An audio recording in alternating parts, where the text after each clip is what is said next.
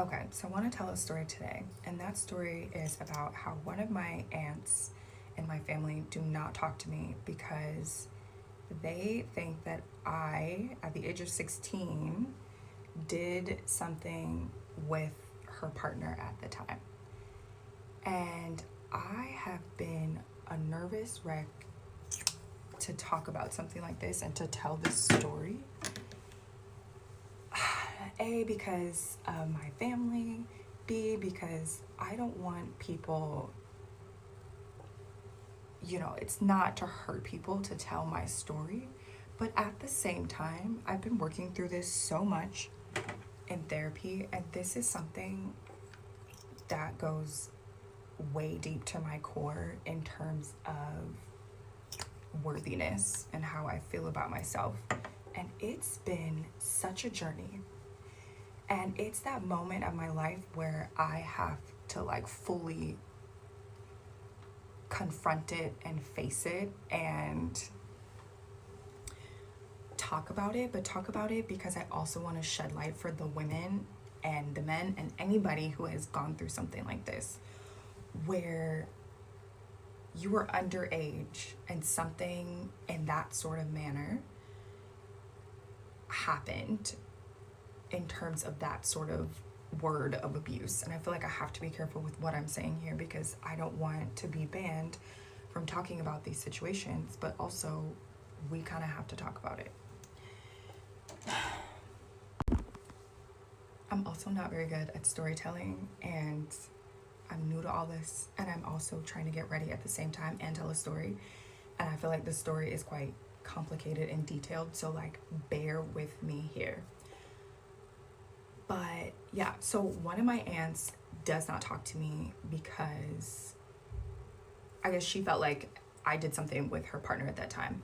And nothing happened, but I'm gonna try to tell the story quickly and also not name any names. And so I was with this aunt for the summer with my sister, and I can't remember how much time had passed since we were there in the summer for a little bit of time to when we got home. And when I think it was my stepmother was going through my phone and she found this conversation, this sort of conversation. And she showed it to my dad, and my dad called that aunt, and we spoke about it and we talked about it a little bit. And I remember just a lot of emotions, was a lot going on. I was 16 at the time, and I'm 32 now. I had to think about it. I'm 32 now. And so, oh my God, it's been 16 years. This is wild. Anyway, okay. So yeah, my aunt was there for me. She was very kind and very nice and was like, I'm so sorry that this happened to you, blah, blah, blah, blah. And not blah, blah, blah, but she was very kind, and it just felt like safe, But then as the years have gone by, it's like that mood and that assumption that I didn't do anything because I was a child was not that assumption anymore.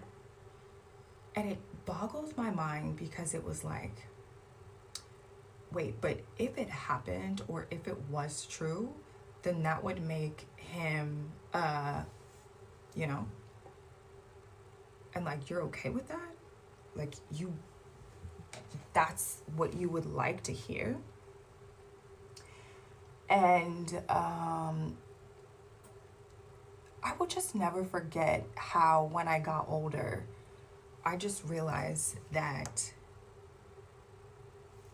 I really had to take the time and go back to that part of my life and understand how much feeling of like I didn't matter, that I was unworthy.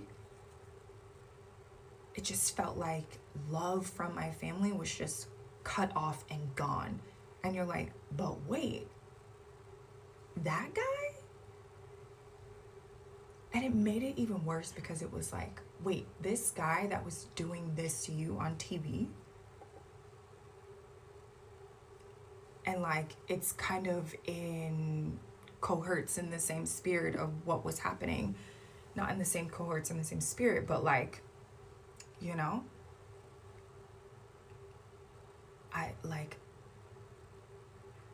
it's so painful. And I know that the ladies, the men, everybody who has experienced this sort of feeling when your family doesn't believe you, or when you're at an age where you shouldn't have been put in that situation to have to navigate it.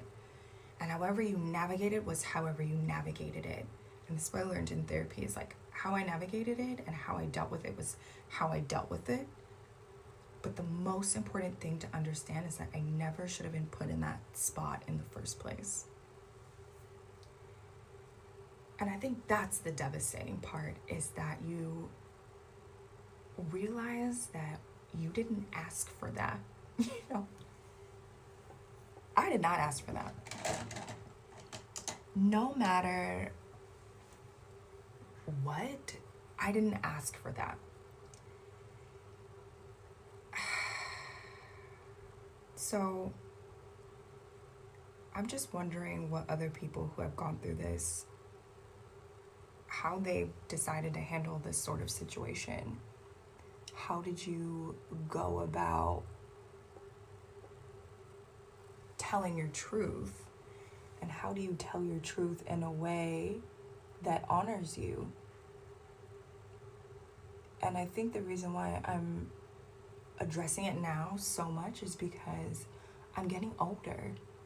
And if I want to have kids, and especially if I want to have girls, like, I don't want to still be in that space and place and in that situation and just even having to deal with it, you know? And so next year I'm planning to go to the US, and I'm planning to like confront a lot of things, because my sister passed away. Like, I've just I fled the country because I was needing to save my own self and my own life. And when I say all of this, this is not a dig to my family member, because it's really sad that she also was put in that situation of having to deal and having to handle. That's not her. Like, I don't wish that upon anyone either. Do you know? There's sympathy there. But there's also so many other aspects of it when you're a child and you're like denied a voice. It's pretty much been like a lifelong battle for me. So it's been a journey, but I appreciate spaces like this where I feel like if I talk about it on social media, and I just felt like, I don't know, like, I just felt like TikTok was the space and the place to talk about it, and it felt right, and it just felt accepted in this community. And so if you've ever been that person, I just want to hear from you. I want to know that you're okay. I want to ask you what sort of work you've done for yourself to get better. Like, what sorts of things are you doing to make sure that you heal? And I'm so happy that I'm getting to a place where I'm healing, so that then I have the heart and the courage to go heal somebody else, that next person. And not only that, but my aunt as well, you know? So this has not been an easy journey, and I hope that I'm not annihilated on this platform. But I do just, I don't know, like, I love you all and thank you. And if you've ever been that person who's been silenced, like, so much love to you, and you're an amazing person. And don't let anybody, because that's easier said than done, but wait, I'm gonna go to part 2. Okay, I'm back, sorry. Okay, so this is part 2 of my aunt doesn't talk to me because she thinks that I did something with her partner. And if you watched part 1, you could probably understand what's happening. And like I said, it's really difficult to talk about because I just don't want to be like, I just don't want people to be rude because this happens to people where they've experienced some sort of abuse and then someone's told them that it hasn't happened or that it's their fault, or like they've just completely silenced them. And this is something that I really honestly sometimes thought was only, or that it was really big in the African American community, where we just sweep things under the rug. But then as I like have now lived in Europe for 10 years and I've traveled the world, it happens like it happens across the world, which makes it even more important to talk about, because a lot of people are going through this but they're not allowed to say, or they're embarrassed, or they just feel like it's not something that they can even talk about. So for me it was difficult because I realized that my aunt was starting to feel this way that I initiated, or that it was I'm a part of the problem to blame. And I was saying before that I never should have been put in that situation as a kid at all, ever, especially when there's an adult involved. But yeah, okay, I was saying that this happens around the world.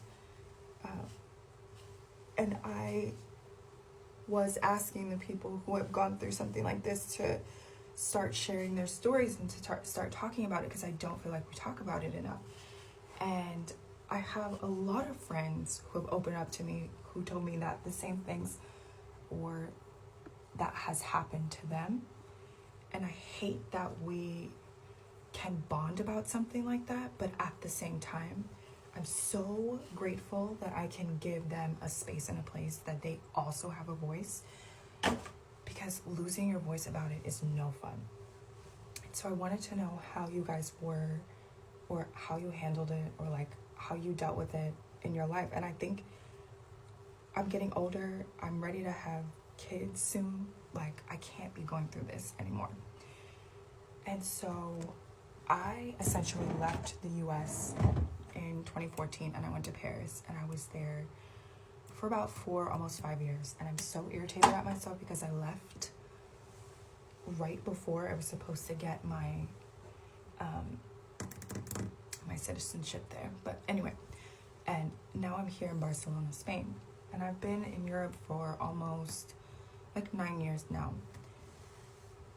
And this subject has just come up for me and my therapy, and I'm addressing it, and I'm talking about it, and I'm shedding light on it, and I'm shedding awareness on it. And I just want to encourage other people to share your story and to find love and to find self-love for yourself and for everyone else involved, and just know and understand that it's not your fault.